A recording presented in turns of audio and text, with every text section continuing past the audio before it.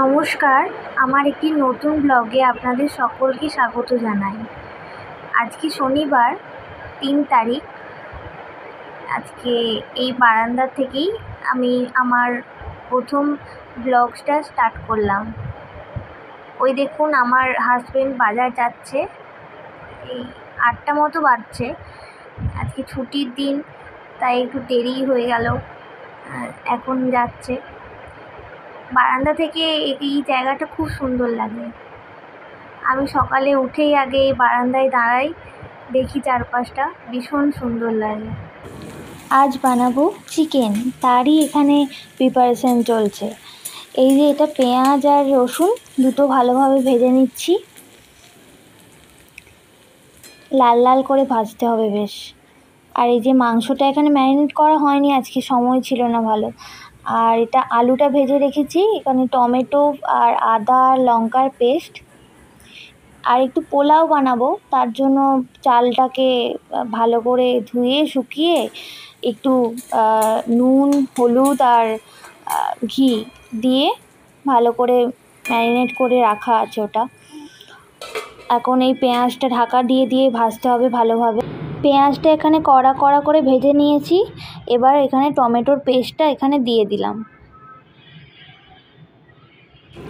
টমেটোর পেস্টটা দেওয়ার পর এখানে এটা ফুটছে।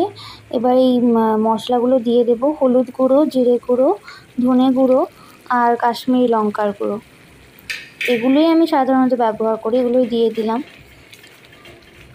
লঙ্কার গুঁড়ো খুব একটা আমি রান্নায় দিই না, কিন্তু এটা চিকেন তো একটু কালারটা না হলে ভালো লাগে না, আমি ওই জন্য দিলাম।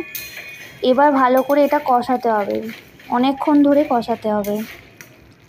এটাই আসল ধৈর্যের ব্যাপার রান্না, যে কোনো, এটা চিকেন বলে নয়, যে কোনো তরকারিতেই মশলা ভালোভাবে কষালে রঙটা খুব ভালো আসবে।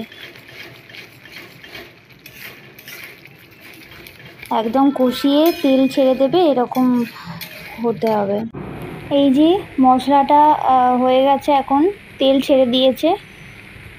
এবার এতে এক এক করে দিয়ে দেব। আলুটা দিয়ে দিলাম, আমি আলু এখনই দিয়ে দিই, অনেকে পরে দেয়, ফোটানো হয়ে গেলে মাংসটা দিয়ে কষানোর পরেও অনেকে দেয়, কিন্তু আমি সব একসাথেই দিয়ে আরেকবার ভালোভাবে কষিয়ে নিই।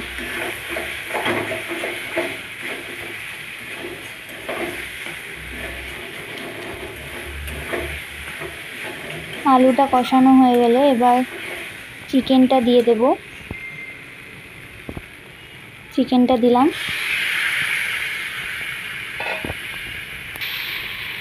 এটাকেও এবার ভালোভাবে কষাতে হবে।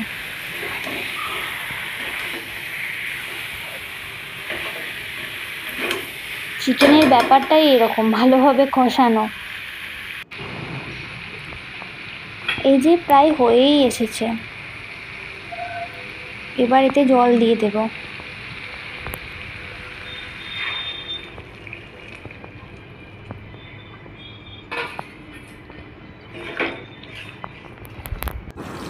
ওদিকে তো মাংসটাতে জল দিয়েছি, এবার ফুটছে ওটা।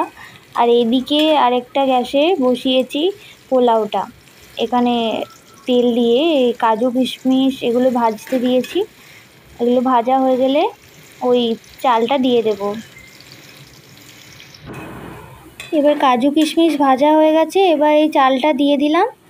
চালটা দিয়ে এবার ভালো করে একটু নেড়ে নিতে হবে, তারপর জল দিয়ে দিতে হবে।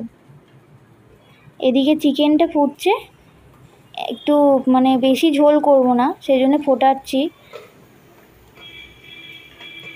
আর পোলাও আগে আমি ভাবতাম যে খুব কঠিন ব্যাপার, করিনি কোনো দিন, তো তাই আজকে যখন নিজে করলাম অতটা কঠিন লাগছে না। এই যে এবার জল দিয়ে দিলাম।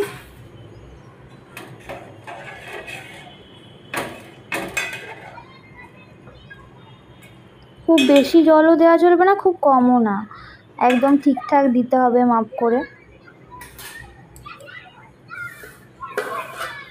এবার ঢাকা দিয়ে দেব। এই যে চিকেন হয়ে গেছে, নামিয়ে নিলাম। কালারটা তো বেশ ভালোই এসেছে দেখছি। এই যে পোলাও আমার হয়েই গেছে, এবার দেখবো, ওনাকে খেতে দিয়ে দেখবো কি বলে, খেয়ে কেমন হয়েছে। খেতে দিই ওকে। খেয়ে বলো তো কেমন হয়েছে। ওরা কি প্রথমবার করলে? আমাকে তো বাহ, ভালো হয়েছে বেশ। বেশ ভালো হয়েছে। মাংসটা রং তো দেখে মনে হচ্ছে দারুণ। খেয়ে বলো। দেখতে হবে। মাংসটা দারুণ হয়েছে, একদম পারফেক্ট। ঠিক আছে। এই মাংস দিয়ে পোলাও, ফ্রাইড রাইস বা লুচি, পরোটা দারুণ লাগবে। খাও খাও। খাওয়া দাওয়া সেরে একটু রেস্ট নিয়ে ও বেরিয়েছিল একটু অ্যাক্সিস মল। এই জিনিসটা ওর খুব প্রয়োজন ছিল, মানে আগের যে ল্যাপটপটা ছিল খুব প্রবলেম হচ্ছিল কদিনই, তাই ওর এটা খুব দরকার ছিল কেনা। আজ কিনলো। এই দেখুন এই জায়গাটা সকালে একবার দেখিয়েছি, আবার রাতেও একবার দেখিয়ে দিলাম। খুব সুন্দর লাগে রাতে। আর এই যে সামনে এটা দেখছেন, ওটা কমিউনিটি হল, ওখানে প্রায় সময়ই অনুষ্ঠান হয়, খুব সুন্দর করে সাজায়, ভালো লাগে।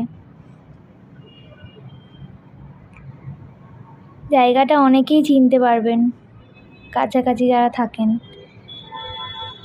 যাক, ভিডিওটা আর বেশি বড় করব না, আজ এইটুকুই। ভালো থাকবেন সবাই, সুস্থ থাকবেন। আবার অন্য কোনো ব্লগে দেখা হবে।